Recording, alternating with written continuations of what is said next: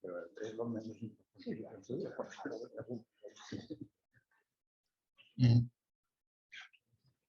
Hola, muy buenos días. Bueno, es un placer volver a encontrarnos en esta sala.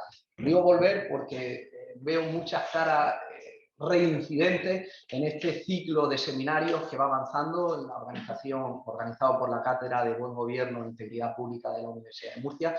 Como saben, pues estamos dedicando al Estado democrático de Derecho, Europa y España en el siglo XXI. Y nuevamente tenemos encima de la mesa para debatir hoy una conferencia sobre un tema que yo creo que es de la mayor interés, no solo académico, sino sobre todo y principalmente social. De hecho, ya sé que este ciclo de seminarios lo organizamos desde la Cátedra de Buen Gobierno, pero también colaboramos con la Real Sociedad Económica de Amigos del País. Precisamente la idea de que en la universidad tenemos que darnos la mano de entidades sociales para ir construyendo pensamiento crítico. Y qué duda cabe que en la situación de los partidos políticos necesarios para la realización democrática, eso iría a un problema. Es un problema constitucional y es un problema, por tanto, político y, por tanto, es un problema democrático. Y ese sugerente tema pues lo va a abordar una persona como el profesor Francesc de Carrera. No voy a hacer una exégesis del currículum del profesor de Carrera, en primer lugar porque es de sobra conocido y además en los tiempos de Internet, con poner su nombre, pues ya en Wikipedia encuentran uno. Pero sí permítanme hacer un par de reflexiones sobre la idoneidad de la persona que hoy nos va a ilustrar. Francesc de Carrera, para los constitucionalistas, es uno de los referentes de una gran generación de constitucionalistas que tuvimos. Comentábamos que habría este ciclo de conferencias el profesor Manolo Aragón, que es buen amigo de Francesc, que como nuestro profesor Garrorena, añorado catedrático de esta casa, y un selecto grupito de profesores supieron construir un derecho constitucional con nuestra Constitución y se erigieron en lo que entonces dije y ahora repito, en auténticos juristas de Estado. Es decir, en constitucionalistas que más allá de ser unos meros exégetas de la Constitución, tuvieron un sentido de Estado y se comprometieron con nuestro Estado constitucional. Además, en el caso del profesor Francesc de Carrera, eso se añadió el que es quizá uno de los exponentes de una raza peculiar de constitucionalistas, que es los que han dado el salto de una manera directa o indirecta a la política. Es decir, han salido de su cátedra y se han esforzado por llevar su magisterio y sus ideas y su compromiso fuera del aula académica. Ojo, no solo, digamos, en la vida de partido, sino continuamente con sus columnas, con su participación en distintas fundaciones, entidades civiles, foros ciudadanos, del más amplio espectro. Y además, y eso hay que reconocérselo, en el caso del profesor de Carrera, lo ha hecho en unas condiciones especialmente dignas de reconocimiento. ¿Por qué? Porque lo ha hecho en un contexto como el que se ha vivido en nuestro país, en Cataluña.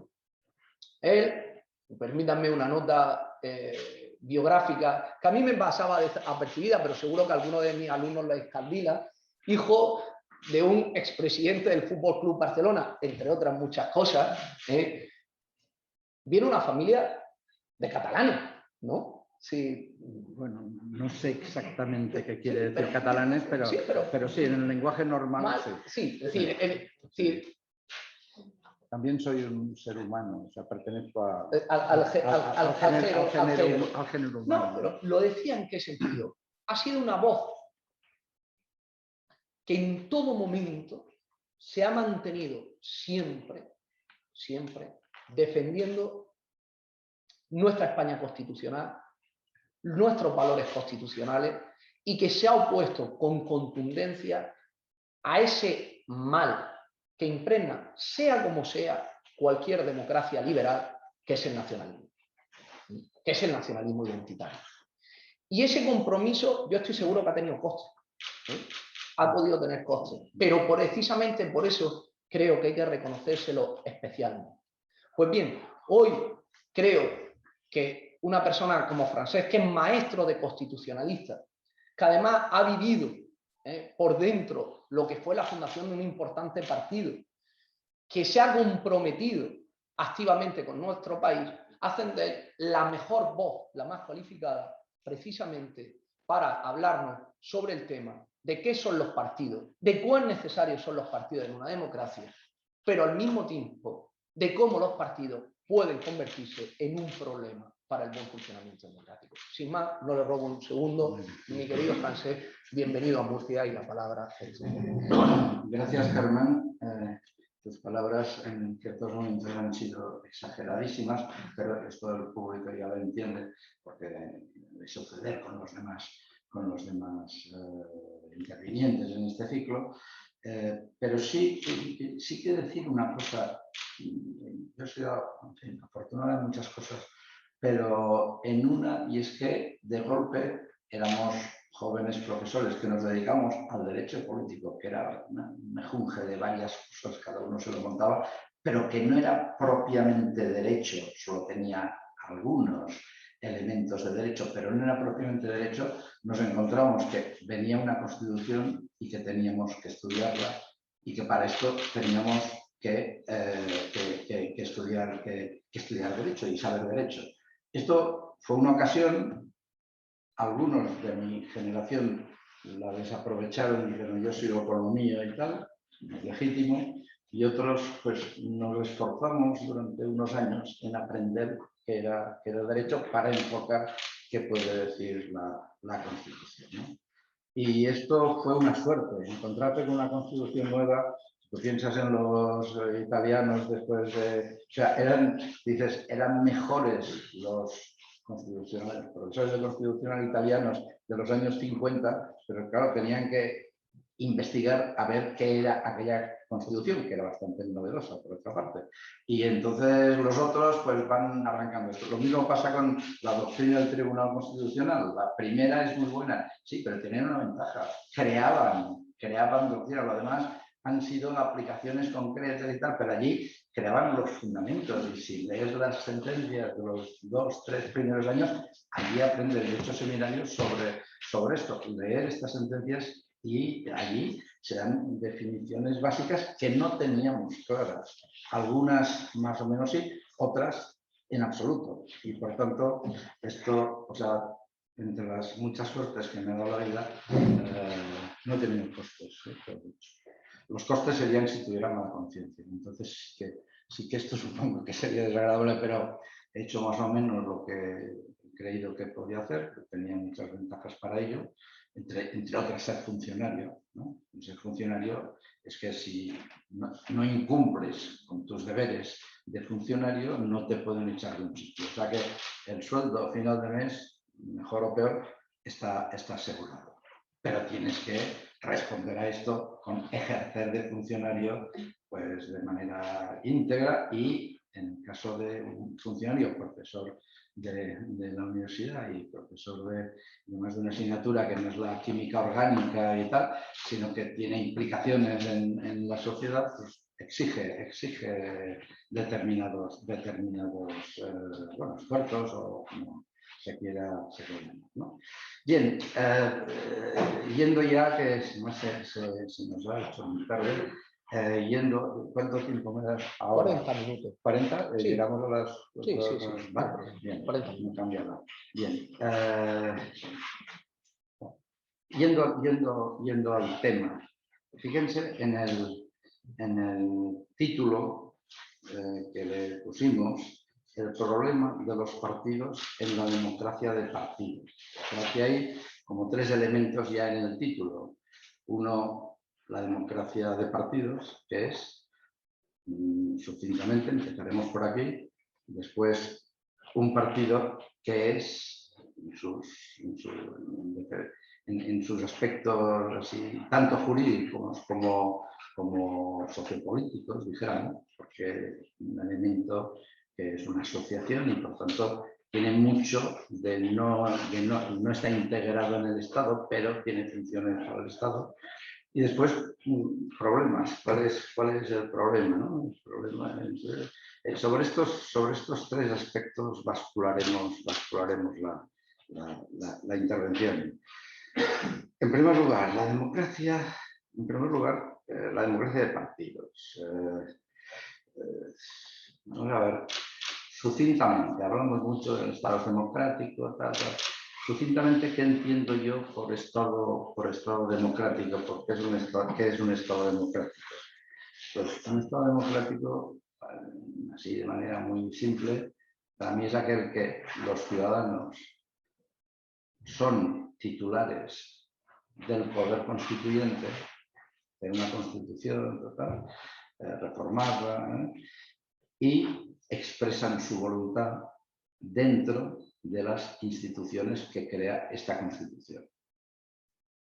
Básicamente, mediante elecciones, eligen cámaras representativas a partir de las cuales salen el gobierno, salen las demás instituciones, etc. Y, en segundo lugar, ejerciendo derechos. Y ejerciendo derechos, hay muchos muy conectados a la construcción del Estado democrático, especialmente pues, el derecho de asociación, el derecho de reunión y más especialmente todavía la libertad de expresión y la libertad ideológica.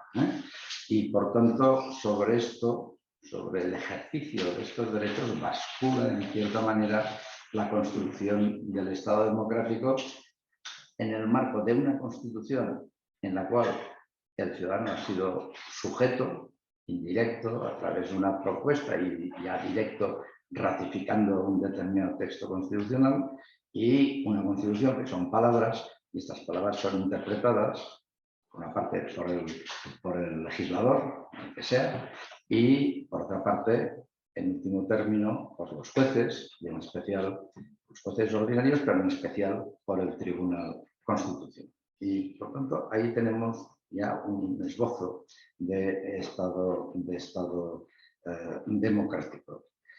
Pero estos ciudadanos, y esto está un poco en el núcleo y seguirá a lo largo de toda la intervención, estos ciudadanos expresan normalmente su voluntad ellos mismos. Yo, tú, escribimos un artículo en el periódico, expresamos lo que pensamos cada uno y esto contribuye, o esperamos que contribuya, en fin, si hay alguien que los lee, pues a modificar y a ir conformando las ideas del que tendría que votar. En las elecciones, pues ahí sí que hay una presencia apabullante de los partidos, porque nosotros, ciudadano medio, no contribuye prácticamente en nada a la elaboración de unas listas, en el sistema que tenemos proporcional, unas listas de las cuales no se puede modificar nada, ¿no?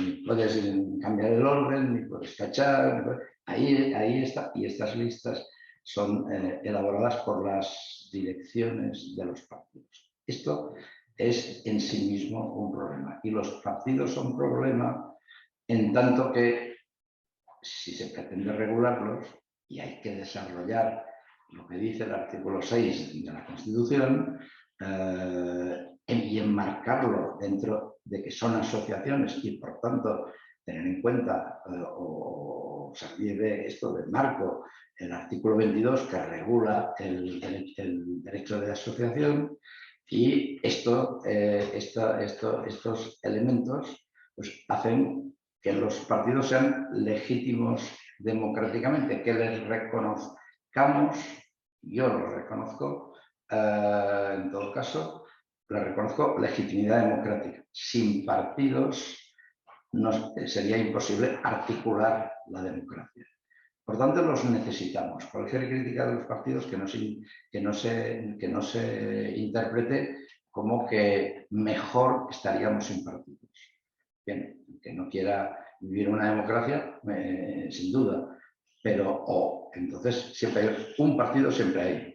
En Italia Mussolini estaba el partido fascista, nosotros teníamos a los nazis, el partido NKV, no sé cómo se llamaba, y el partido hitleriano, y nosotros el movimiento nacional, pero había solo un partido. No hay solo un partido, no hay pluralismo de opiniones políticas, de corrientes políticas, y por tanto no puede ser. O sea, los partidos son necesarios y en esto hay mucho acuerdo. En los sondeos, todos los sondeos, sale, ¿usted qué prefiere? ¿Vivir en democracia o no en democracia? El 85% dicen que prefieren vivir en una democracia. Por tanto, que haya elecciones, que haya libertad de expresión, que haya instituciones representativas. Pero cuando dices, ¿y usted qué opina de los partidos?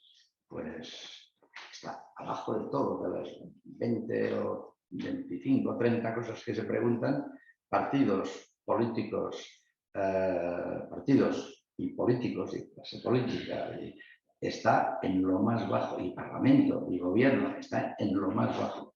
Y arriba está la Guardia Civil, el Ejército, incluso los jueces que están quizá ahora, porque los partidos se los están cargando desde hace, los están desprestigiando desde hace unos cuantos años, pero por unos lados y por otros, por unas razones y por otras. Pero y lo mismo los jueces, lo que hay incomprensiblemente es que los profesores de universidad estén en la tabla alta. Esto porque no nos conocen, ¿no? Pero lo otro, lo relevante, lo otro está muy bajo. O sea, hay acuerdo en la necesidad de partidos, sin partidos no hay democracia, por tanto esto no lo pondremos más en cuestión, pero en lo otro los partidos suscitan desconfianza. Los partidos suscitan desconfianza y se piensa que los partidos son unas estructuras cerradas, impenetrables, que no actúan por intereses generales, sino que actúan por intereses propios, incluso por supervivencia profesional, ¿no? Claro, esto es un problema, sin duda.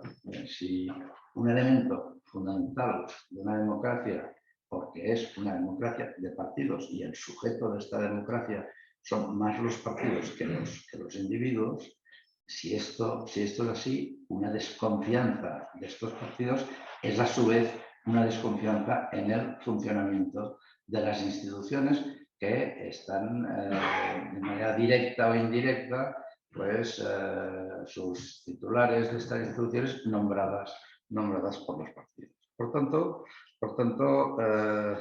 en nuestra democracia de partidos, pues el diputado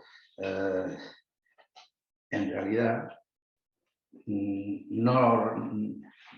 el diputado no representa a los que le han votado, que muchas veces estos que han votado ni conocen ni saben nada del diputado, ni siquiera el nombre, porque había una lista, no dependen de esto, sino que el diputado depende del partido. Y el partido le dice lo que tiene que votar. Y si no, pues que se prepare para no ir en las siguientes listas como mínimo, si no se toman decisiones más drásticas. Por tanto, aquí estamos en un sistema que ha cambiado lo que pensábamos antes, la idea de democracia liberal, que era que el ciudadano votaba a un diputado. Pensemos en España, antes del 31, antes del 23, cuando había elecciones, pues que eran distritos uninominales y tal, y cada uno votaba a su partido.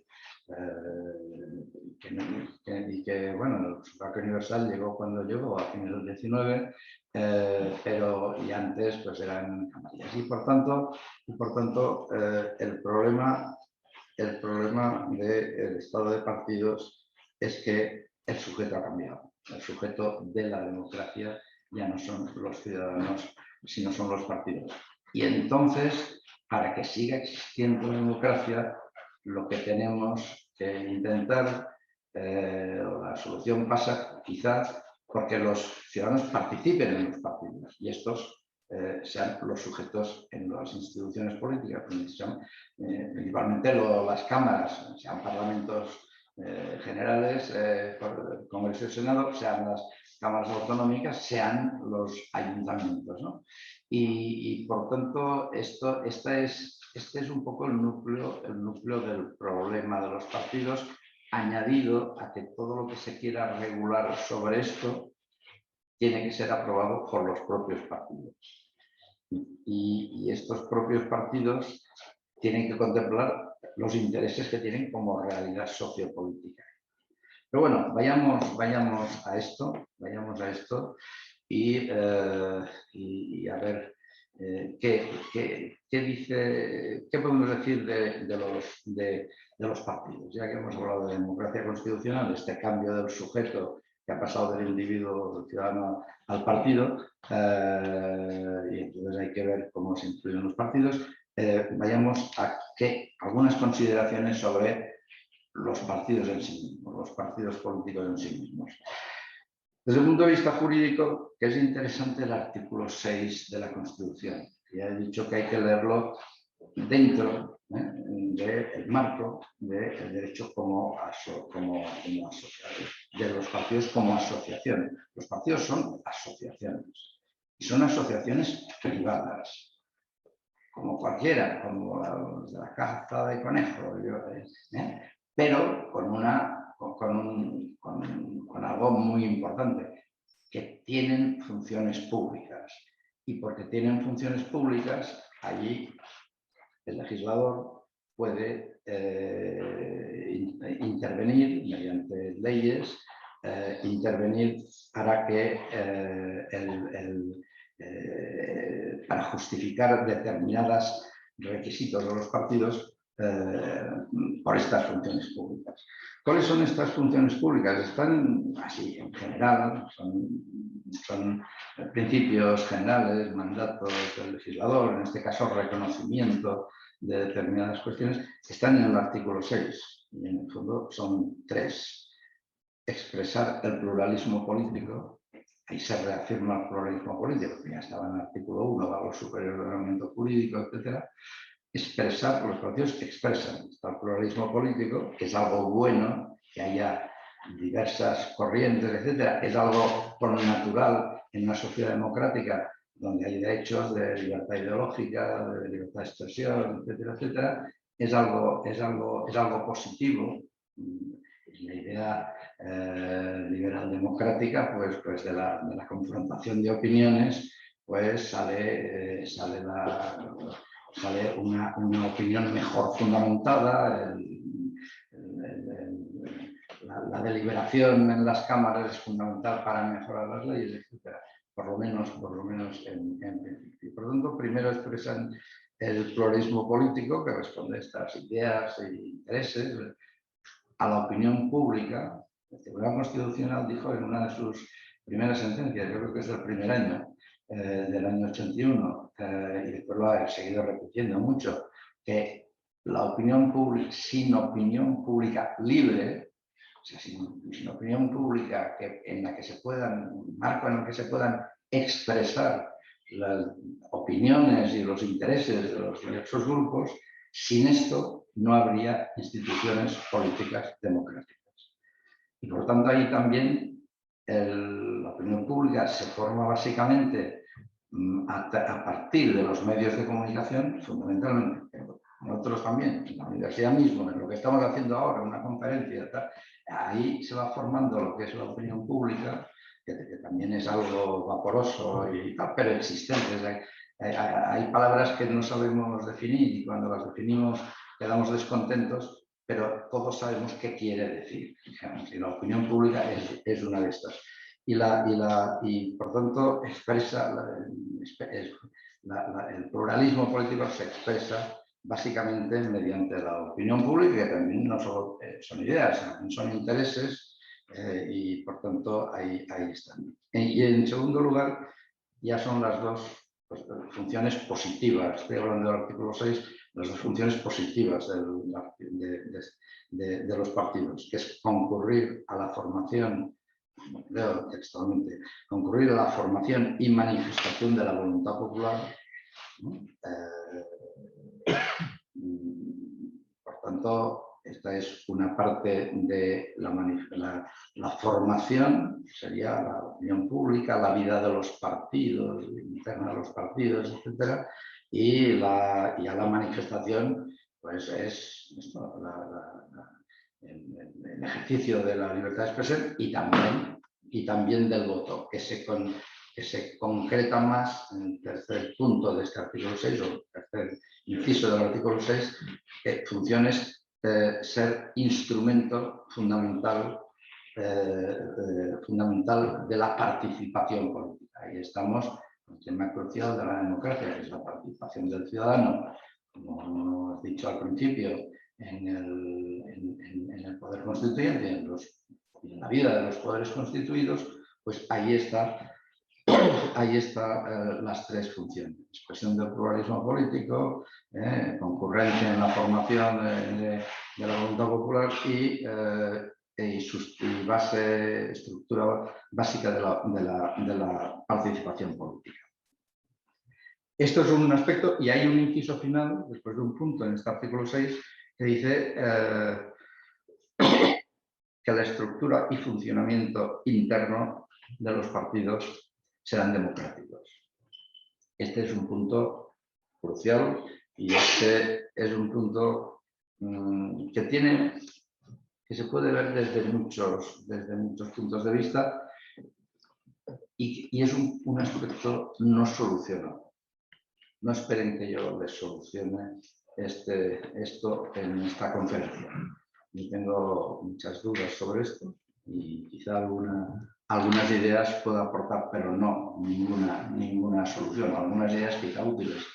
Se verán, las ideas siempre se ven, si se realizan en la práctica, que resultaban nada. A veces una gran idea que aparece como una gran idea que puede solucionar tiene perjuicios, tiene perjuicios tiene perjuicios al ponerse en práctica, y es peor que antes de una idea. Por tanto, por ejemplo, en este tema, quizá después hablamos un momento, las primarias. He vivido todo el momento de las primarias, se pusieron de moda en los años 90, se ejercieron por primera vez en el año 98 dentro del Partido Socialista.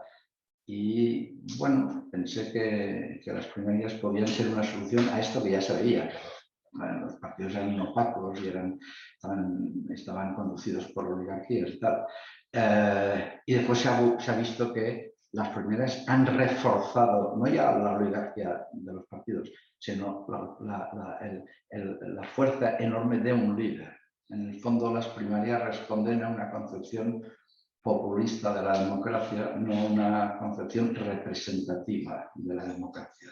No formar un grupo dirigente que entre ellos pueden tener posiciones distintas, que debaten y discuten, sino un líder que responde solo a la base de los militantes. No de los votantes, sino de los militantes. Ahora vamos a esto, que esto es muy interesante. Es muy interesante. Si vamos a los partidos, hemos hablado un poco de los partidos, el artículo 6 y lo que se puede desarrollar a partir del artículo 6 en el marco del 22 del derecho de asociación.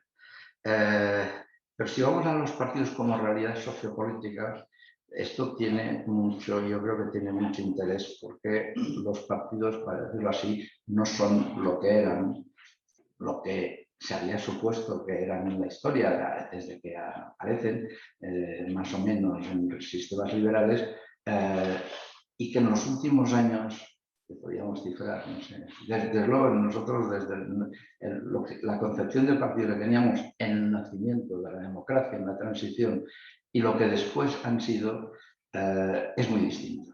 Y vamos a dar un repasillo lo más rápido posible para que no me pase del tiempo, que teóricamente tengo que acabar, según tus indicaciones, a menos 20. A ver, partidos ha habido siempre, Bueno, siempre, desde antes del liberalismo, o desde antes de los inicios mismos, pero quiero decir, aquí se habla del partido de finales del siglo XVIII, en España absolutista, con un ministro en aquel momento fundamental, que era el conde Aranda, de Carlos III. Los adictos al conde Aranda se llamaban el Partido Aragonés, porque Aranda era de Aragón. Los Whigs y los Tories ingleses estaban ya en la segunda mitad del siglo XVII. Toda la tendencia a marcar partidos, a dividirse, a agruparse en los que es algo, una tendencia más o menos natural. Pero si podemos hablar de partidos más cercanos a lo que es ahora, y algunos de los partidos de ahora aún siguen siendo así. Llegamos al siglo XIX, en España y en Europa, que son los llamados partidos de notables, los partidos de cuadros, los partidos de élites. ¿A qué respondían? Primero tenían una base que era el sufragio censitario. Votaban pocos, en España votaban los propietarios. ¿Cómo se controlaba con una propietaria? Pues lo que pagaba a Hacienda, y estos eran los únicos que podían, y era un sistema, pues un liberalismo embrionario, pero tampoco tan distinto de los que había en Europa. Tampoco nos golpeemos demasiado, que nosotros hemos llegado tarde a la democracia, porque solo llegamos en la Segunda República y en el siglo X y en la transición nuestra. No, en el XIX había unas formas democráticas muy comparables a las que podía haber en Gran Bretaña o las que podía haber en otros países europeos, Italia, Francia, Alemania, que esto se formaba entonces, ¿no? Por tanto, los partidos de notables tenían un centro, que era un diputado, que para ser votado por esta base electoral censitaria, pues tenía que hacer algo por su zona, por su distrito, para poder gobernar en Madrid. Se preocupaba de quedar bien con los suyos, ¿no? Si tenían un río y no tenían puente, pues prometía el puente. Y aquí habrá un puente y yo me encargaré en Madrid y yo no sé qué tal.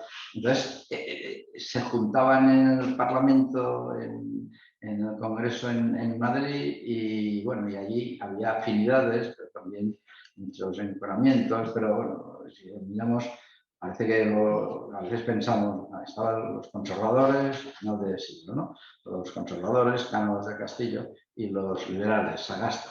Y decimos, bueno, como ahora, pues el PSOE y el PP.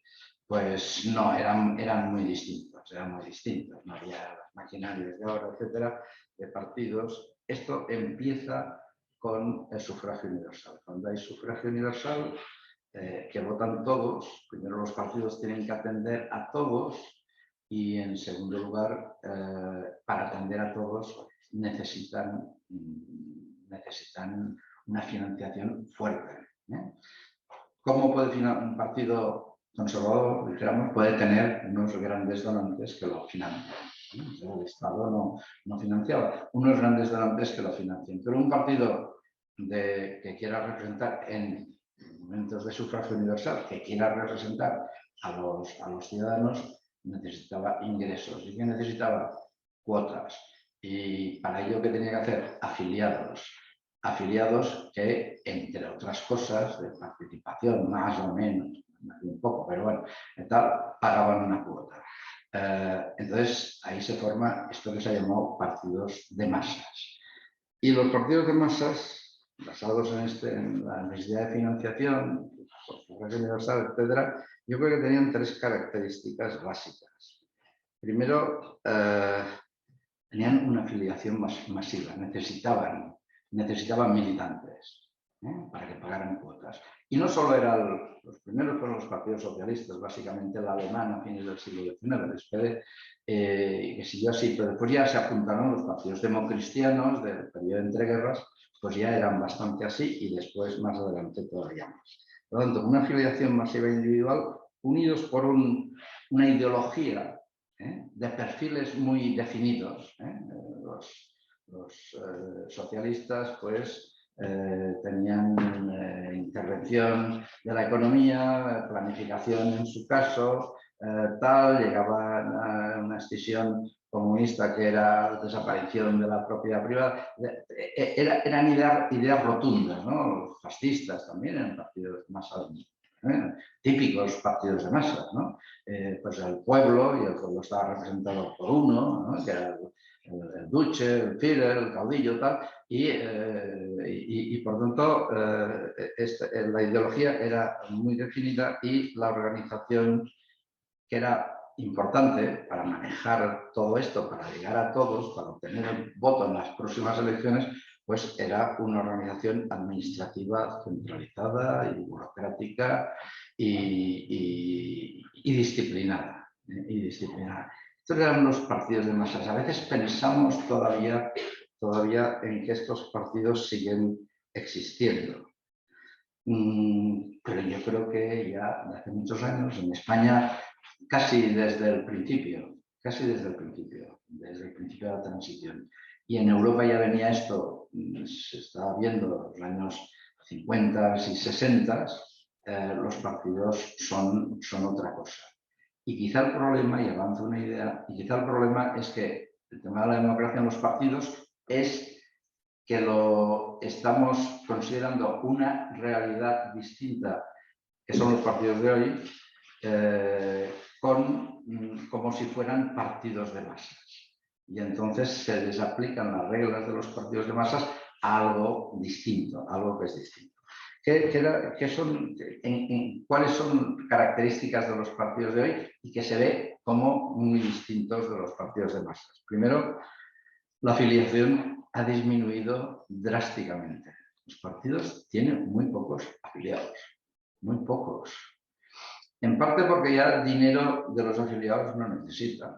Están muy bien financiados por el Estado, muy bien financiados. Si se suma todo lo que se cobra un partido, todo hombre, siempre que tenga representación, claro, pero por la representación, Congreso, Senado, por la representación, cámaras autonómicas, representación por entes locales y entre los sueldos de los cargos y representativos y lo que se da a los grupos parlamentarios, etcétera, esto no somos conscientes, pero están muy bien financiados. Yo no sé si aquí hay algún miembro de algún partido que pueda discrepar de esto, pero realmente bien administrado, los partidos tienen dinero. Bien administrado quiere decir también que no te expandas con una sede en cada pueblo, que tiene que haber alguien, que se le tiene que pagar algo y que tiene que pagar un alquiler y todas estas cosas, ¿no?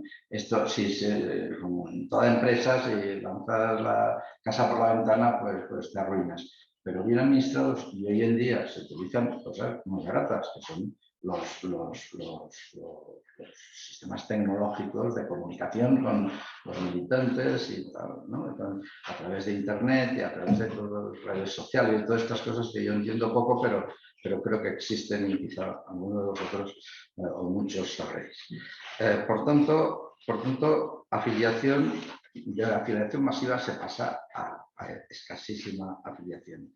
De ideología de perfiles definidos se pasa a una ideología de perfiles indefinidos, como mínimo. ¿Por qué? Porque se quiere llegar a aquello, en teoría parece llamar el partido catch-all, que es el partido catch-all en inglés, partido que quiere todo, que busca, lo que busca son votos. Oiga, usted piense como quiera, vótenme a mí y tal. Y ahí también hay otra novedad en los partidos que siempre ha habido, es la importancia del líder. En muchos casos un votante no vota una idea, casi nadie lee los programas electorales. Esperemos que los lean los periodistas para transmitirlo en sus medios y así llega al público en general, pero tampoco estoy seguro de que esto sea exactamente así. Pero la cara del líder y la manera de expresarse y la confianza que puede sostener, pues es fundamental. A veces, y esto en parte, muchas veces sustituye a la ideología, ¿no? Y se ha dicho así, yo voto a Felipe, yo voto a Aznar, yo voto a a Sánchez, ¿no? Yo voto en nuestra época, yo votaba a Rivera. ¿Qué dice Ciudadanos? Pues no está muy claro, ya está claro en los papeles, pero no lo tengo claro, pero este tío y por tanto dentro de partidos de perfiles ideológicos muy laxos está también la cara del líder, el aspecto, las formas de moverse. Están todos los asesores de comunicación que dicen no pongas esta cara, mentón para arriba, mentón para abajo, no mires los ojos, el no sé qué, peinado, tal. Todo. O sea, este es el nuevo partido. Yo no sé si a Cánovas del Castillo le decían, don Antonio, usted tiene que sonreír más, yo qué sé. No creo que tuviera nadie que dijera esto. Hoy en día esto en los partidos pues es de comunicación, tiene mucha importancia y por tanto es otro cambio respecto al partido de masa. Pero hay una cosa que no ha cambiado. En los partidos de masa decíamos que había organización central muy burocratizada. Esto ahora quizás disminuyó algo por las redes sociales y disciplinada, y esto sí que. Es decir, ha cambiado la realidad partido y sigue, ha cambiado en muchos aspectos, pero sigue uno que es esto que se ha llamado despectivamente y que es fundamental en un partido, lo que pasa es que tiene que ser bueno, además el aparato del partido o la dirección del partido ya yendo al núcleo de dirección, ¿no? Y por tanto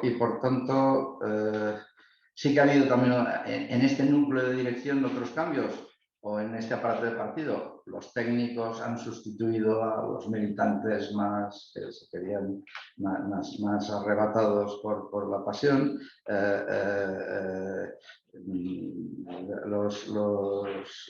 Las nuevas tecnologías son importantes, como decíamos, como instrumento de comunicación, etc. Y por tanto, estos partidos son partidos ya desideologizados. Quiere decir, no totalmente, pero sí que el mensaje no es un mensaje a una ideología cerrada, sino unas ideas que además se adaptan a las realidades distintas. Pueden ser unas elecciones, un cierto interés y al cabo de 4 años o 6 años, pues, o 8 años, puede esto modificarse o cambiarse un poco, ¿no?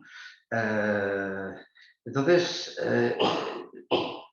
yo creo que, vamos a ver, seguimos con los problemas que hemos dicho al principio, naturalmente, pero la cosa es que la conclusión a que podríamos llegar es que tenemos unos partidos, repitiendo lo que he dicho antes más de pasada, tenemos unos partidos, estos partidos a mí me gusta llamarlos partidos de electores hoy en día. Hay muy pocos militantes. Ahora lo he visto, ha habido un referéndum dentro de lo que ahora se llama Junts per Sí, que es como la última evolución de la última convergencia democrática en Cataluña, ¿no? Han salido, pues, ¿cuántos militantes hay en convergencia, como se llama ahora, Junts per Catalunya o algo así? Y pues según las cifras que dieron eran unos 6.000. ¿Cuántos les votaron en las últimas elecciones? 550.000. O sea, un núcleo pequeño de militantes, no yo digo de dirigentes, sino un núcleo pequeño de 6.000 a 550.000. Hay una diferencia considerable. Los otros partidos serían igual o más, porque los grandes que tienen millones de votos, pues todavía. Entonces, esto son partidos de electores, que el peso y lo que se busca son a ver quién me vota. Electores, buscar electores. Y el partido que no encuentra electores, pues cae. Y se considera aquello que se llama el voto inútil o que no es útil votar a un determinado partido. Por tanto, esto es la realidad sociopolítica de un partido actual, pero remarcando que ya no es un partido de masas, de afiliados, sino que es un partido de electores, pero dirigido de forma rígida y disciplinada, buscando la disciplina, la unidad, el que se aparta recibe, el que quiere, el que no tiene fuerza suficiente dentro del partido no se atreve a decir lo que piensa porque puede ser eliminado en las listas y no poder seguir su carrera política. Un partido los partidos hoy en día son, en el fondo, son partidos de cargos, partidos donde están todos los cargos públicos, los que aspiran a tener cargos públicos y por tanto siguen allí. Y bueno, las parejas de estos cargos públicos. Y entre todo esto, si miras los cargos de convergencia, los que aspiran a tenerlos y quizá en un futuro, y sus parejas respectivas, pues ya llegamos a los 6.000 militantes prácticamente. Y en cambio el peso. Entonces, esto esto no se corresponde con la idea de democracia, porque este instrumento es el que nos tiene que representar a nosotros que votamos candidaturas que han hecho ellos hasta el último nombre y no puede ser que esto lo podamos seguir llamando una democracia que funciona o una democracia que nos representa, etc. Aquí hay unos partidos que se interfieren entre el ciudadano y las instituciones y este es, yo creo, un grave problema de los partidos. Y por esto la percepción social es muy negativa, la verdad, es muy negativa. Y en números europeos creo que estamos a la cola de los partidos europeos. Quizá porque también somos muy pesimistas, es que a veces, yo creo que a veces somos demasiado pesimistas. Yo mismo, yo que escribo semanalmente en los periódicos, a veces digo, oye, ¿qué te has pasado hoy? Esto no, salgo a la calle, acabo el artículo, lo envío, salgo a la calle y veo a la gente tomándose cañas, porque yo vivo en Madrid, ya sabéis que en Madrid, después de lo de Ayuso se ha puesto de moda el tomar cañas y en Barcelona dicen, bueno, toma una caña como los de Madrid y cosas de esas. Bueno, no sé qué, riéndose, contentos, bueno, quiero decir, quizá te has pasado en un artículo que acabas de mandar, pero y después tampoco ves miseria en las ciudades, en el campo menos, seguramente, miseria absoluta, es una sociedad de amplias clases medias, a los que están arriba, la élite esta rica, riquísima, esto no los ves, porque están en su sitio, no toman cañas en el centro de Madrid, y por tanto los menos tampoco las toman porque no les llega, y que normalmente hoy en día son gente inmigrantes extranjeros, etc. Por tanto, que la clase, lo que antes llamábamos el proletariado en mi juventud, el proletariado hoy en día es el inmigrante que aspira a insertarse en la sociedad y tener una posición decente y que sus hijos vayan al colegio, a colegios buenos, o sea, los que han salido de sus países, que son espabilados, que se han lanzado a la aventura de ir a otros, sea del África, sea de Latinoamérica, sea del Extremo Oriente o de Centro Europa, y que este es el nuevo proletariado. Y que quiere salirse de esto y llegar a la clase media. Y en muchos casos lo consigue. Tardará un año, tardará 5 años, tardará 10, tardará 15 o 20. Tardará una generación, pero lo consigue. Por tanto, la percepción que se tiene de los partidos es negativa, como son oligárquicos, que son opacos en sus actividades, que fomentan. Y esto fomenta el rechazo de los partidos y la desconfianza que se ve en los sondeos y la poca participación en los partidos, ¿no? Ya yendo hacia el final, saltándome algunas de las cosas que quería contar, pero siempre me entretengo demasiado, pero es mejor a veces dar pocas ideas y que sean más claras, y por esto se ponen ejemplos. se cumple los dos mandatos que hay en el artículo 6. Bueno, primero, la realidad de los partidos, que es una expresión del pluralismo, la participación, pues muy a medias, más bien poco. El ciudadano participa a través de los partidos, pero si participa votando, pues te dan una lista y te la tragas toda o ninguna y por tanto esto jurídicamente es cierto, los partidos públicamente es cierto que participas, pero no. Y en lo segundo, que los partidos son democráticos, también desde un punto de vista jurídico se cumple, o sea, hay formal, ¿no?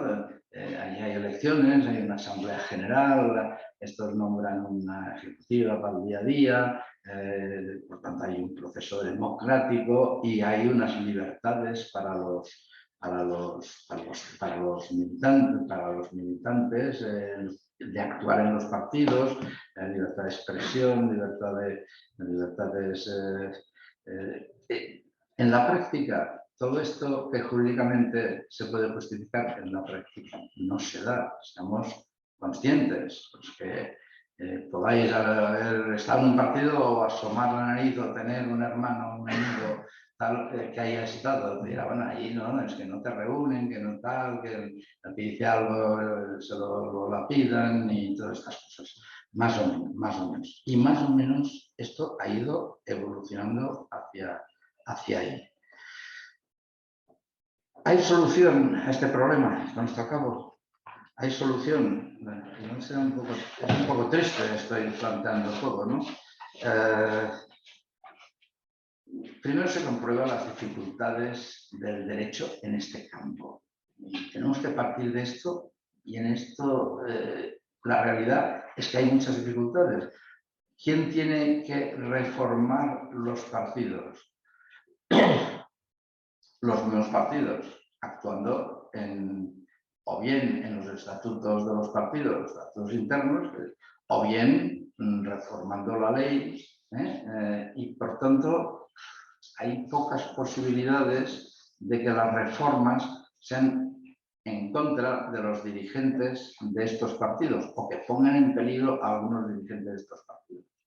No digo que esto sea siempre así, en todos los partidos, pero digo que es una primera dificultad reformarse a sí mismo. Lo mismo sucede con el sistema electoral. El sistema electoral condiciona mucho la política del país, muchísimo.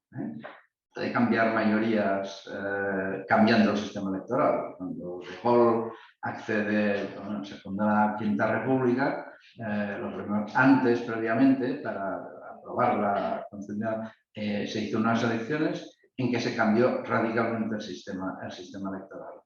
Pues me parece que el Partido Comunista pasó de tener 110 o 120 diputados y con los mismos votos en las siguientes elecciones, con otra ley y los mismos votos, sacó 10. O sea, se cargó, digamos, con un nuevo sistema electoral, se cargó un partido. Y así puede ser otros partidos. Y así podría pasar en España si se cambiara el sistema electoral. Y por esto, de las cosas más intocables en una Constitución, se pueden cambiar muchas cosas de detalle, incluso muchas cosas a veces de principios, pero el sistema electoral no se toca. No se toca. El sistema electoral que tenemos ahora con la LOREC es el mismo de antes de la democracia, es decir, el sistema electoral que es prácticamente idéntico, con el cual se hicieron las elecciones del 15 de junio del año 77. Un sistema electoral que la verdad es que Suárez estaba allí y tuvo la habilidad de convocar a los partidos, que algunos todavía no estaban legalizados, otros sí, otros medio, otros no se sabía, los juntó, a ver, pongámonos de acuerdo en esto. El primer gran acuerdo es el decreto, fue un decreto, y después ha pasado a ser ley, etc., pero las líneas del sistema electoral siguen las mismas. Y por tanto, esto es muy difícil de cambiar. Y en los partidos sucede lo mismo. Tocan núcleos de poder y reformar lo mismo. Solo una referencia, ya me he referido antes, hubo un momento de decir, aquí lo que se necesita es un sistema de más democracia. A mí cuando me dicen más democracia, ya antes me entusiasmaba cuando era joven, pero con la vida he visto que esto de la más democracia muchas veces es una trampa absoluta para que haya menos democracia, exactamente. Y en el caso, yo creo, de las primarias, yo creo que es exactamente así. Primero porque es un sistema raro, no se sabe si eligen, en algunas veces eligen, no son obligatorias, son optativas, no se presenta nadie más, que a veces son para cargos internos del partido, a veces son para encabezar candidaturas electorales, un nombre. Normalmente se hacen primarias cuando ya sabes que lo tienes ganado. Yo creo que han sido un evento altamente perturbador. Y después el que gana las primarias dice, yo respondo ante los que me han votado, los militantes. Estos 7.000 que tienen, no los electores que llegan a 550.000, sino estos militantes. Entonces, esto no es un buen sistema. Y podría, al curso que viene, una conferencia sobre las primarias. No, a mí, no yo, una conferencia sobre las primarias. Yo creo que porque hay mucha gente que se entusiasmó con las primarias y por inercia los partidos siguen haciendo primarias, más o menos, que son falseadas y que conducen, y si se hacen en serio, dividen el partido, expulsan a buena parte y consolidan a un líder excesivamente con excesivo poder. Yo creo que hay otra vía, que es la que quería plantear, y que se conoce poco y no sé hasta qué punto se lleva a cabo. Esto tendría que averiguarlo mirando los estatutos de los partidos y preguntando a ver cuál es la práctica. Creo que no se utiliza, presiento que no se utiliza nada. Pero hubo un cambio en la ley electoral española del año 15, un cambio que básicamente era por el problema de la corrupción entre los partidos, a raíz del caso Gürtel y todo esto, prevenciones para todo esto, controles financieros, tal. Pero hay un cambio en los artículos 7 y 8 de la ley, los artículos 7 y 8 de la ley, en que establece que no todos los afiliados tienen el mismo poder, como se decía antes, la igualdad de derechos de los afiliados, sino que se establecen dos tipos de afiliados. Los afiliados, dijéramos, militantes, les llama, la ley me parece que les llama por el grado de vinculación al partido. Se entiende que si no tiene cargos, aspira a cargos, está muy vinculado al partido, y los que tienen menos vinculados al partido, pero o sea, dividir los militantes en dos, los que tienen una vinculación fuerte y los intereses y otros. Yo creo que esto es una buena idea. Creo que esto es una buena idea, como yo muchas veces en mi vida he creído que las cosas son buenas ideas, pues han demostrado que son ideas pésimas, dijéramos, las primarias. Pero creo que podría ser una buena idea porque se adapta al modelo de partido de electores que les decía antes. Es decir, hay unos que se limitan a votar. Yo soy socialista. Ah, eres socialista, muy bien. Pero es militante. No, yo no lo he sido nunca. No. Yo voto sobre. Exacto. Sí. Establecer una lista de simpatizantes. La ley española no lo llama así. Con una lista de simpatizantes y una lista de militantes, propiamente dicho. Establecer dos categorías, digamos. Esto ya está en la ley, ha dicho en los artículos 7 y 8 de la ley española. Creo que no se ha puesto en funcionamiento. La ley no obliga, dice que pueden hacer esto, pero rompen con lo que antes decían, solo hay un único tipo de afiliado y por tanto todos tienen los mismos derechos. Total. Esto se suprime y se añade. Entonces, si esto se supiera articular, está por empezar, sí que uno podría influir en la vida de un partido. Ahora, tal como está en la ley española, ahora pues se da muy poco, que puede controlar, pedir información, no sé qué. Solo habría un cambio sustancial si estos simpatizantes pudieran expresar su opinión en el momento de la elaboración de las listas electorales. porque esto es un poco la clave de los partidos, que además se une con la participación política de los ciudadanos. Claro, ahí se tendría que articular todo un sistema, que uno pudiera ser simpatizante de dos partidos o de uno, porque si no ahí podría haber las trampas. El derecho tiene que pensar siempre que habrá alguien que querrá cargarse la ley y hacer trampas, ¿no? Pues se tendría que articular bien, pero es la vía de decir, bueno, los partidos, o sea, si mi tesis de antes, los partidos han cambiado, pero el sistema de dirección de los partidos sigue siendo el del partido de masas, y esto es una fuente de problemas. Ahora, decir, bueno, hay dos tipos de militantes de afiliados que tienen influencia en los partidos. Es los dos, y quizá esto podría contribuir en algo. Digo, lo lanzo como idea. Y por último, vamos a ver, muy importante, más que los cambios jurídicos en temas como este, es un cambio en la cultura política. Y sobre esto nos podríamos extender mucho, pero también ver los límites del derecho para que todo esto funcione. Hay un libro de un compañero nuestro, de Rafael Bustos, que se llama La calidad democrática, publicado hace un par de años o 3, y un librito que quiere ser así, una colección estupenda de derecho constitucional que tú conoces, y el libro empieza en el primer capítulo, la primera introducción, así, tiene un párrafo que les voy a leer, un poco largo, pero intentaré, y dice: la calidad, el libro ya le he dicho que se llama La calidad de la democracia española. Entonces dice: la calidad de la democracia española no mejorará sustancialmente si la práctica de los partidos políticos españoles no cambia.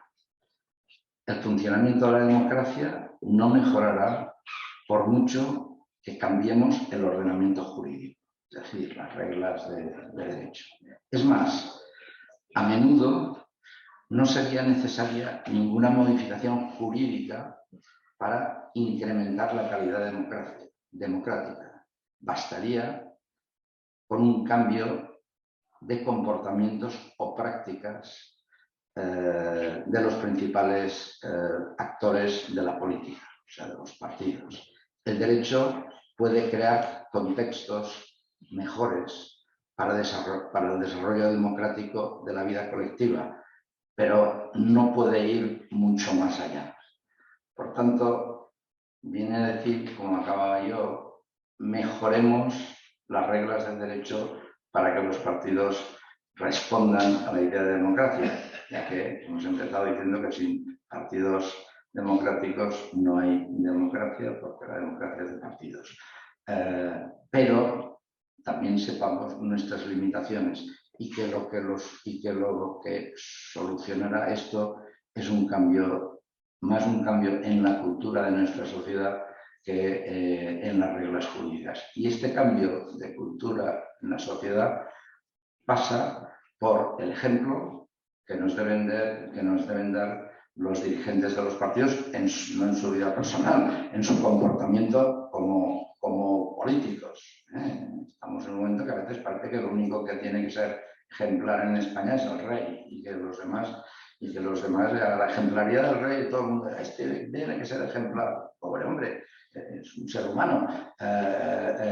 Pero lo que tiene que hacer es bien su oficio como rey en las competencias que le corresponden, y lo hace. Pero también lo tienen que hacer todos los demás.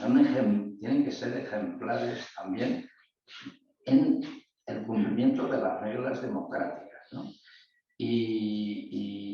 Por tanto, segundo elemento importante, aparte de los políticos, los que mantienen la opinión pública, los periodistas, los medios, e incluso diría los ciudadanos cuando se envían tweets y estas cosas, que son a veces contrarios a toda mentalidad democrática, como sabéis los que leéis tweets. Yo no practico esto, pero a veces me llega alguno por periódicos que reproducen y tal, ¿no? Y después los comentarios que nos hacen en los artículos, que a veces también son, mira, no hablaba de esto, de usted, pero se esfogan uno en su casa con una pantalla delante y a las o bien a primera hora de la mañana, a las 8 te levantas, ahora me van a oír aquí toda España, o bien por la noche los que somos noctámbulos, pues no decir cualquier barbaridad. Bien, con esto he planteado unos cuantos temas, creo, no resuelto ninguno, quizá muchos de los temas ustedes ya lo sabían. He anunciado que no resolvería ninguno, no he engañado, no les he engañado a ustedes, lo he anunciado. Y me temo que hoy en día casi nadie puede tener la varita mágica y decir esto se resuelve de esta manera y de otra. Avancemos por la cultura democrática, por el aumento de la cultura democrática, avancemos en lo que se pueda en las reglas del derecho y ya habremos hecho mucho. Nada más. Muchas gracias.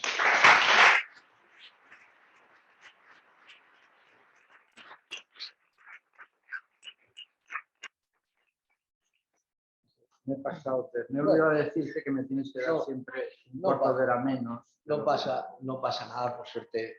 Tiene un público que yo creo que hemos estado encantados escuchando esta conferencia, que nos ha llenado de sugerencias. Y claro, el asumir que el sujeto político ha cambiado, ya eso es un dato importante, que el sujeto político en la democracia de partidos es el partido. Pero es que creo que eso es un dato que es difícilmente discutible, como has dicho. Que ese sujeto político tiene unas funciones fundamentales está claro, y que no puede cumplir con esas funciones fundamentales para la democracia si los propios partidos no responden a la idea de una democracia interna. Ese es el desafío que nos has dejado encima de la mesa. Es decir, ¿cómo logramos? Yo no había leído nunca lo del partido de electores, me ha gustado mucho la identificación, pues señala un problema capital en la definición de la democracia de partido.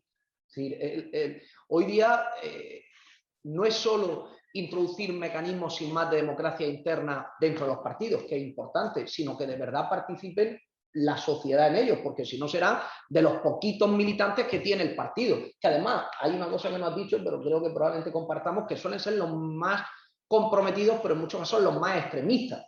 Ideológicamente, aunque ahora haya cierta digamos, liquidez en el diario de los partidos, pero que son militantes suelen ser los más extremistas, con lo cual decisiones moderadas quedan sepultadas cuando se adoptan mecanismos de democracia interna, incluso decisiones o perfiles. Desde luego, el gran problema ahí, en el que los constitucionalistas llevamos discutiendo, lo dijo también Manolo, es qué hacemos con las primarias, que se ha demostrado, hoy día casi todos estamos de acuerdo, se han demostrado en un mecanismo destructor de la democracia interna de los partidos.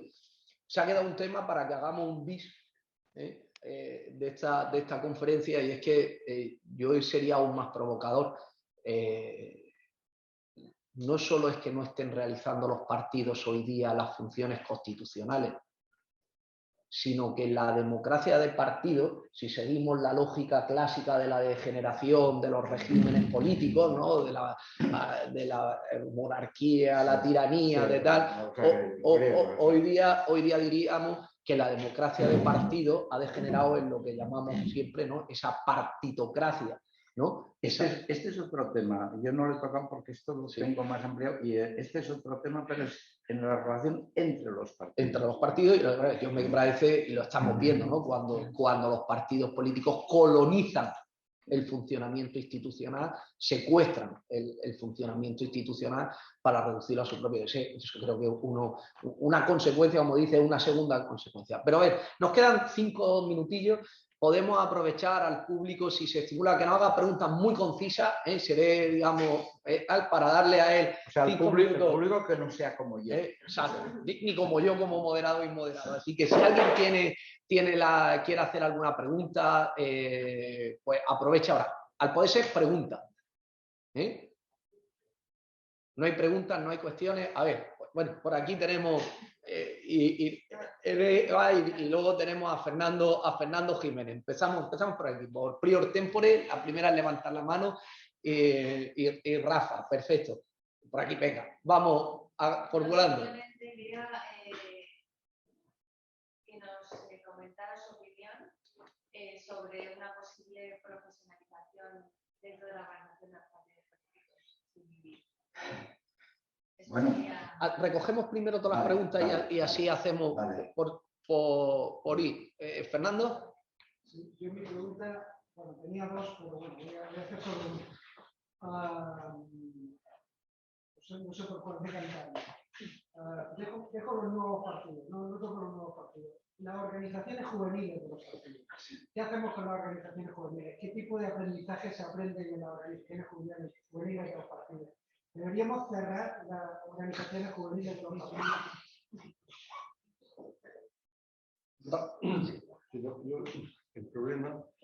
Uno de los problemas que veo yo que no ha jugado es que los acuerdos entre los partidos, ¿no?, se toman fuera del contexto de las instituciones, de los parlamentos, sea de las Cortes Generales, sea de los parlamentos autonómicos, que están pensados precisamente para expresar la voluntad, ¿no?, de los ciudadanos, ¿no?, sea en lo que estamos hablando ahora o que sea, ¿no?, el Consejo. Bueno, efectivamente. Sí. Se ha mencionado un poco al principio el tema de la libertad. ¿No creo que en lugar de que se corrija el autoritarismo interno en los partidos, lo que están haciendo es llevar ese autoritarismo al resto de la sociedad a través de las iniciativas legislativas que están desarrollando? Y pongo dos ejemplos sencillos. Uno es que hoy no podemos poner las bolsas de la compra en el asiento trasero de nuestro vehículo. Las bolsas de la compra no las podemos poner en el asiento trasero del vehículo. Eso es una prohibición muy reciente, ¿no? U otra prohibición mucho más reciente. A mí me van a multar. Pues no la sabía. Sí, no dejan, se multa. Sí, ¿no? Y hay otra más reciente que obligan a los institutos, a las cantinas de los institutos, a no vender productos con cierto contenido en azúcar, que son, entre comillas, no muy sanos, pero al salir de ese instituto a la mano derecha el chino lo vende perfectamente. Entonces, esa coartación de la libertad individual que se está produciendo puede ser porque los partidos no están haciendo lo que deben, sino al contrario, están extendiendo el modelo. Yo no sé si eso tiene que ver con los partidos, es una reflexión francés sobre la idea del liberalismo, la idea del liberalismo frente al el Estado paternalista en el que nos movemos. No quería insistir, aunque con lo que Cabrera ha vivido muchos años en Barcelona. ¿Qué cree que han hecho mal los partidos españoles constitucionalistas para el deterioro de la situación en Cataluña? Y si no quiere hablar de soluciones, por lo menos ideas para recomponer la posición en Barcelona, teniendo en cuenta también la repercusión que tiene en cualquier elección general el peso electoral de toda Cataluña. ¿Cerramos ya o al...? Venga, muy... Ya.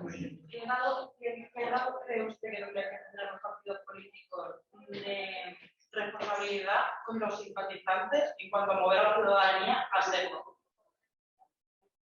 ¿Y al fondo? Y tengo una pregunta. ¿Qué opina usted de que los partidos políticos y sus dirigentes no tengan a las personas más excelentes de la sociedad, como los más afines al partido, aunque sus cualidades no sean las mejores? La selección de la élite de los partidos. Esto por lo menos 5 conferencias más. Ya está, sí. Vale. Contesto lo más rápidamente posible, dado para que no lleguen tarde a comer. La profesionalización de los... Sí, tiene que haber usted, ¿no? La profesionalización. Vamos a ver, los partidos son asociaciones privadas, no son órganos del Estado. Entonces, como asociaciones privadas, yo creo que la profesionalización se está dando. Pero esto es un mal. Otra cosa es que un partido funcione también, de esta manera funcione como una empresa y tenga unos empleados, lo que sé, un portero, no sé qué, tal, un secretario, secretarias, esto se les puede contratar y estos son pues, contratos laborales o contratos sin duda laborales, etcétera, ¿no? Pero sería esto, usted supongo que se refiere a la profesionalización de los dirigentes. A la selección de las personas dentro de los partidos, O sea, los cargos. Esto interna, no desde fuera. Ellos mismos que se estructuren de forma. Es que esto, los partidos como agencia de colocación. Exactamente, esto de hecho es lo que se está dando. Pero yo creo que esto es un mal. Uno que ya se profesionaliza como esto y claro, entró, y va ligado con lo de la otra pregunta del fondo, entró pues el partido a ganar un sueldito cuando tenía 26 años y, pues no salen las listas, no se le renueva para en una candidatura a los 57. Y dice, oye, tú, es una realidad, oye, tú, yo he estado toda la vida aquí pensando en el partido, no sé qué, me tenéis que dar algo. Está el Senado tiene unas cuantas virtudes, que es una función esta de asilo, dijéramos, ¿no? De asilo de ancianos, que a veces de jóvenes, no tan ancianos, pero y después están carguillos por ahí, por allá. Pero esto yo creo que es un mal de los partidos y lo que está Yo me refiero a que dentro del partido se seleccione, no que contrate, sino que se seleccione a determinados cargos, a lo mejor, con determinados requisitos. Y tú eres muy bueno, vale. Pero si no tienes una cierta preparación, una cierta formación o general, no puedes acceder, no tienes. Vale. Lo había entendido. O sea, para la selección de candidatos a cargos o candidaturas, tal. Que se requiere pues, título universitario, especialista en, no sé, en algo, etc. Bueno, esto yo creo que mejor hacerlo en la práctica, si es necesario, y yo creo que más o menos se hace, que no establecerlo por ley. No establecerlo por ley porque sería contrario al derecho a la libertad de asociación incluso y a los derechos que tiene uno cuando entra en un partido, etc. Pero realmente, sí, cuando hablamos de clase política, hablamos de una clase cada vez menos ilustrada o ilustrada, pero cada vez más sujeta a la dirección del partido, no a sus criterios, etc. Esto entra dentro del tema de la democracia en los partidos, del tema global. Fernando, sobre las organizaciones juveniles. Yo lo suprimiría radicalmente. Son la fuente de esto. Es decir, es que yo entré y tal, y llegan a jefes de las juventudes y estuve aguantando allí, los jefes de las juventudes que ya tienen 35 años y tal. Y soy el jefe de las juventudes, oye, pero serás jefe de las juventudes, pero joven no eres ya.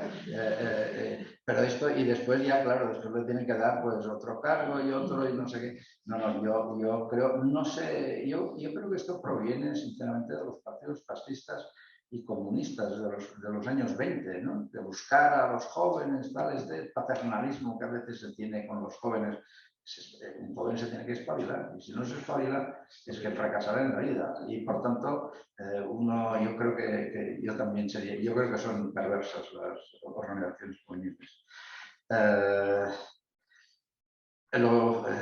Rafa, el acuerdo, Rafael Hernández, profesor de aquí, es un viejo amigo porque hemos coincidido en la misma universidad durante muchos años y tenemos mucha amistad. Acuerdos fuera de los partidos. Esto escapa un poco a los partidos. O sea, ya he apuntado esto, acuerdos fuera, por decirlo, pero es que los partidos están incumpliendo con las reglas constitucionales y desarrollo constitucional, y el caso del Consejo del Poder Judicial es este. Ayer había un artículo de Manuela Carmen en El País que lo decía en un momento dado, y yo lo dije hace 15 días, así. Vamos a ver, si la Constitución y el desarrollo que está en la Ley Orgánica del Poder Judicial dice que al Consejo lo eligen los senadores y diputados, deben ser estos. Y los presidentes de estas dos cámaras deben instar a esto. Oiga, pónganse de acuerdo. Han estado callados. ¿Por qué? Los presidentes de las dos cámaras, ahora y antes, pero ahora de manera muy señalada, esto sí que dependen de lo que le diga el partido. Estamos dando la perversión de la democracia. Yo creo que Manuel Aragón se vino aquí, supongo que estuve explicando hasta aquí, hemos hablado mucho sobre esto y pues, hemos hecho un informe ahora que saldrá publicado pronto. Ahí estamos permitiendo, o sea, la verdad es que nos estamos cargando la Constitución y sus reglas desde hace bastantes años, pero señaladamente desde el año 18, desde que se hizo una moción de censura, que claro, formalmente está bien, porque sumaba, pues la suma era correcta y tenía más de uno y tuvo más votos Sánchez que Rajoy, ¿no? Pero claro, es que el voto a Sánchez era, esto en fin, es una obviedad decirlo, pero ya se vio entonces, era por un lado con independentistas, por otro lado con populistas, ¿no? Entonces, ¿qué tiene el PSOE? El PSOE no era ni una cosa, en su tradición no era ni una cosa ni otra, de manera más pura. Y al final, yo creo que al cabo de 4 años lo que vemos es que el PSOE se ha podemizado y identitizado, o sea, ser nacionalista, identitario, tal. Entonces, esta transmisión es el problema que estamos en la crisis actual, ¿no? Y por tanto, sí, efectivamente, los acuerdos no se tienen que hacer. Esto se vio, dimite Lesmes, presidente del Supremo, un domingo por la tarde. Lo que hace Sánchez es llamar a Feijóo y decir, oye, nos tenemos que ver mañana por la mañana, nos tenemos que hablar para ver cómo resolvemos esto. Esto tendrían que haberlo hecho el presidente del Congreso, el presidente del Senado, instando a todos los grupos parlamentarios, ¿no? A todos, diciendo, oiga, estamos en una situación muy grave, ustedes no sé qué, y lo hacen, pero Feijóo dice, sí, estupendo, nos vemos, tal, y todos lo venden así. Esto viene de lejos porque el presidente del Consejo General del Poder Judicial y del Tribunal Supremo lo eligen los 20 miembros del Consejo. Y ya en época, Rajoy y Zapatero tuvieron una reunión pública, periodistas que esperaban en la puerta, y lo primero que dijeron ha sido muy cordial, estas cosas que se dicen, una reunión cordial, muy fructífera, y hemos decidido que el presidente del Consejo General del Poder Judicial sea, no me acuerdo, aquel hombre que después tuvo un lío pobre, ¿cómo se llama? Sí, Riva, insólito, absolutamente insólito. Usted no es competente, ustedes no son competentes para decir esto. Pero esto se vuelve a repetir el año 13, yo creo, ¿no? Cuando nombran a Lesmes. Sí, esto se va repitiendo. Se sigue repitiendo, pero cuando le dice, oye, que tú no eres, pues no, siguen diciendo, nosotros hemos nombrado. Claro, esto es cargarse bien. A ver, yo no sé, ya no entiendo ni mi letra. ¿Quién era el siguiente? Perdón. Autoritarismo. El autoritarismo, lo de las bolsas me ha dejado alucinado. O sea, que no puedes llevar bolsas detrás, tienes que ir cargado, no puedes... Bueno, esto ya esto entra en el terreno parapsicológico, no sé qué, pero ya esto es el tema de los partidos. Me parece la intromisión, sí, la intromisión en cosas... nos quieren regular más. Eso tenemos que traernos a Josu de Miguel, lo vamos a traer a Josu y que te responda, tiene un libro magnífico sobre la idea de libertad, que acaba de sacar, y responde a esos problemas minutos pero importantes. Aquí tengo responsabilidad, Cataluña, los que tienen que hacer los partidos constitucionalistas en Cataluña, lo dejamos para otra conferencia en todo caso, pero primero lo que vaya que ver es delimitar quiénes son los partidos constitucionalistas.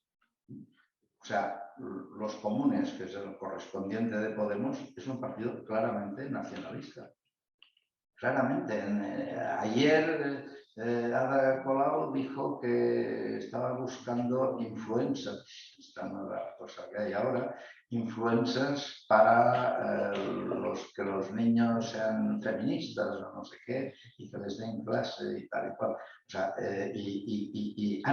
perdón, clases de catalán, esto decía, no feminismo, sino clases de catalán, influencers para que les den clases de catalán, porque saben poco y tal, y hay que meterles ahí, no hay que dejarles todo a los padres, a las familias, o la libertad de quien sea, ¿no? Entonces, yo creo que ni qué comunes yo no lo haría entrar en absoluto, por muchas razones, en Partido Constitucionalista y el PSC tampoco. O sea, el PSC fue quien últimamente, la historia del PSC viene de muy lejos y como la conozco muy bien, ¿no? Yo nunca he sido del PSC, pero he tenido muchos amigos allí y muchas relaciones con ellos desde el inicio. Y el PSC es un partido que siempre, a mí, siempre como no nacionalista, el PSC siempre me decepciona. Para llegar al poder en el año 2003, pacta con Esquerra Republicana para hacer un nuevo estatuto.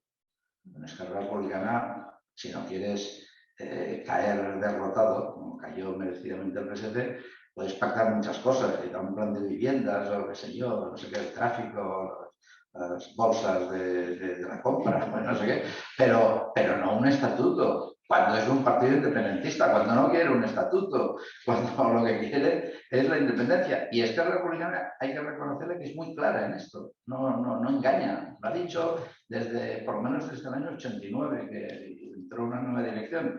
Nosotros somos independentistas y nuestra finalidad es la independencia de Cataluña. ¿Esto qué? Querían muchos de convergencia, pero no decían. Esto Esquerra siempre lo ha dicho. Yo siempre elogio a Esquerra por su sinceridad. Ahora, el que pacta con Esquerra tiene que saberlo y le harán trampas y tal. Y por tanto, allí de constitucionalistas quedan muy pocos. Queda Ciudadanos, queda el PP y queda Vox, porque no ha dicho que se saltaría la Constitución. Pero Vox es un partido, desde mi punto de vista, como característica principal, es un partido nacionalista español. Y de esto deriva con su política con Europa, la inmigración, con las comunidades autónomas, etc.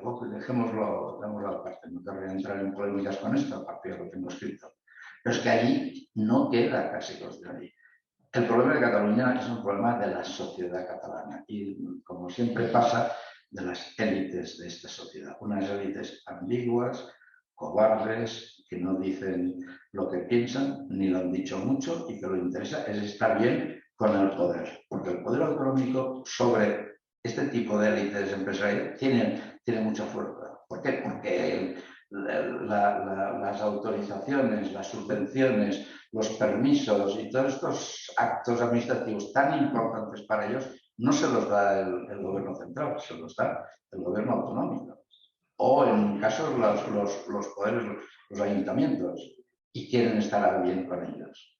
Y esto, de ahí viene, este es el caldo de cultivo de Cataluña. Mientras no haya una reacción que empezó a verla, pero vamos a ver, ahora sí que el PSC en las últimas elecciones quedó el primero, es verdad, 37 diputados empatados con Esquerra Republicana, pero unos votos más tuvo el PSC. Pero tuvo solo 30 o 40.000 votos más que en las anteriores, que en las del 17, en que el más votado fue Ciudadanos con Inés Arrimadas al frente. ¿Y qué pasó? En el 17 me parece que la participación fue del 75 o algo así, más o menos, y en las elecciones últimas del 21 fue el 51%. O sea, con los mismos votos, un poco más, el PSC pasó de tener, no sé, 18 diputados o algo así, a tener 36, doblando, prácticamente doblando. Entonces ahí hay, ¿qué quiere decir? Que hay una parte de la sociedad catalana que al votar, que no son las élites estas, que al votar según cómo se abstiene. Y lo que hay que hacer, entonces, como me pregunta a ver qué hay que hacer, movilizar a estos que muchas veces no votan. Ha pasado siempre. Los socialistas en las generales, con Felipe González, avanzando, incluso con Zapatero, tenían en las generales mucho voto en Cataluña, ganaban de calle, no ganaba Convergencia, ganaban ellos, y en las autonómicas ganaba siempre Convergencia, también bastante de calle. ¿Por qué? Porque había una parte de la sociedad catalana que dice, no, esto de las autonomías, aparte que no se reconoce en la identidad catalana, esto de las autonómicas no va conmigo. Por esto, puedo decir, porque estaba en los inicios, por lo menos, por esto nació Ciudadanos, porque hay un espacio de gente que no vota, o un espacio que vota con la nariz tapada, que se dice, que era buena parte del votante socialista, que votaba entusiasmado a Felipe González, pero con la nariz tapada al candidato que presentaba al PSC. Y por tanto, esto yo diría que es, bueno, el tema es muy largo, pero la respuesta rápida podría ser esta responsabilidad de los... Ay, es que no entiendo mi letra, responsabilidad, tú que ya no me acuerdo, que era el siguiente que ha preguntado Ani. La responsabilidad de los partidos políticos sobre el grado de implicación de la ciudadanía en cuanto a ser simpatizantes. Con los simpatizantes. Perdón, pero es un tema complicado. Yo le he anunciado de los derechos, esto de los militantes, distinguir entre militantes y simpatizantes. Estos simpatizantes no tienen responsabilidad ante los ciudadanos porque no tendrían que tener, porque simplemente son votantes, no son cargos públicos. Si son cargos públicos, tienen la responsabilidad que tiene el cargo público, pero sea adelante quien sea de él, si es un diputado, senador o diputado autonómico o lo que sea, los que le han votado, ¿no? Tiene responsabilidad ante ellos, responsabilidad política, pero no como simpatizante, sino como cargo elegido. Entonces ya, como ahora es un independiente dentro de esto. Pero quizá me lo he preguntado también por si tienen estos simpatizantes responsabilidad del partido, lo que he hecho ¿Hasta qué punto los partidos políticos son responsables de hacer a la ciudadanía que se acerquen a ellos para que se conviertan en simpatizantes? Sí, quizá no entiendo bien ya esto. Claro, los viejos a veces... Yo creo que está apuntando en una de las que ha sido tu idea matrices, y es que para evitar que el partido de electores sea un partido eso solo de militantes extremistas, los partidos políticos, y ahí es donde es la tarea de los jóvenes constitucionalistas y de los jóvenes estudiantes, ¿no? Es decir, vamos a pensar cómo los partidos políticos, a través de los simpatizantes, pueden integrar más a la ciudadanía para hacerlos más democráticos. Sí, yo creo que es Pero no son ellos a la ciudadanía, son ellos mismos que se integran a través de la vía del simpatizante.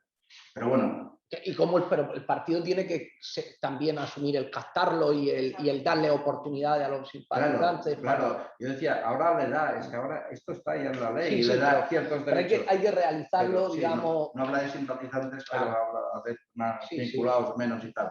Pero exactamente, hay que concretarlo más. Yo creo que esto ha sido un avance. Me extrañó que dijeran esto, pero no sé la razón. Porque, bueno, es una admisión de los partidos que sobre algunos no tendrá un control absoluto. O sea que en esto estuvo bien, pero era el momento en que había caso Gürtel, no sé qué, y la reforma del 15 fue básicamente una reforma de cuestiones financieras, de control financiero de la financiación de los partidos, ¿no? Y bueno, esto es un tema, es verdad, si pensamos a partir de esto, pensamos un poco en esto, yo creo que puede dar algún fruto. Y por último, la selección de las élites para los partidos. Yo ya no me acuerdo quién ha preguntado esto. En el fondo. Sí, han hablado de... es un poco la pregunta de la inicial, en cierta manera. Claro, la teoría así más radicalmente democrática es que cualquiera puede ser un dirigente de un partido, ¿no? Lenin decía, dice, conducir al Estado es tan fácil que hasta las cocineras, decía, hasta las cocineras pueden desempeñar un papel importante. Hombre, yo creo que no, o sea, cada uno tiene sus conocimientos, el Estado se ha tecnificado mucho, se ha ampliado brutalmente. Entonces, bueno, la economía hay que dejarla a los economistas, a los buenos economistas, para entender todo lo que pasa en el mundo, las repercusiones. Han cambiado muchas cosas. Entonces, pienso que esto lo tienen que hacer libremente los partidos. No se puede imponer. Yo no veo que se diga es que los candidatos tienen que tener, un partido que diga los candidatos tienen que tener el título de no sé qué, no sé cuánto. Que lo hagan ellos. Lo que me extrañaría, lo que a veces extraña es que pongan para presidenta del Consejo de Estado, como sucedió la semana pasada, pues una persona que tiene el título de, bueno, licenciada en Derecho, por lo menos, y pues creo que hizo un máster sobre gestión pública o algo así, y no tiene ningún reconocimiento. Por tanto, si no tienes reconocimiento, no solo no tienes eficacia en tu acción, sino tampoco tienes autoridad, que en este caso del Consejo de Estado es muy importante la autoridad, que es una organización desconocida para el gran público, pero que tiene sus efectos. Tantos efectos que uno de los problemas democráticos que hay ahora es que para evitar el informe preceptivo, no vinculante, pero preceptivo del Consejo de Estado, el gobierno está haciendo que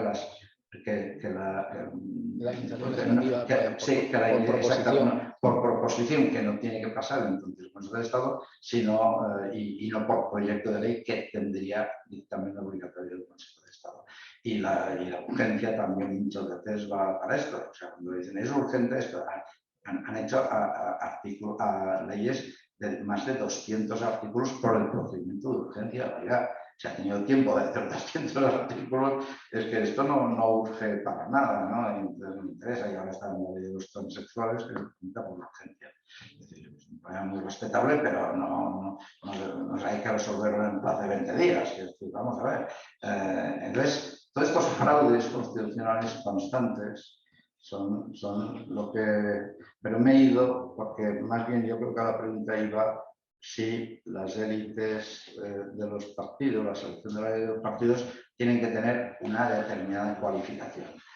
Yo esto no lo regularía, porque parecería como antidemocrático. Las élites, tal, aquí Pablo Iglesias se pondría las botas, ¿no? Con esto. Pero sí que deberías saber. Es decir, y la verdad es que en los temas así gordos, en la economía, por ejemplo, desde el principio de la democracia, los ministros de Economía en general han sido buenos técnicos. No me acuerdo ya los de UCD, pero eran muy buenos. Me acuerdo del primero, que antes de UCD, que era Fuentes Quintana, una gran autoridad y además un hombre realmente fantástico, admirable desde todos los puntos de vista. Pero después, si miramos ya a partir de Felipe, Miguel Boyer, Carlos Ochaga, Solbes, y después hay algunos Rato,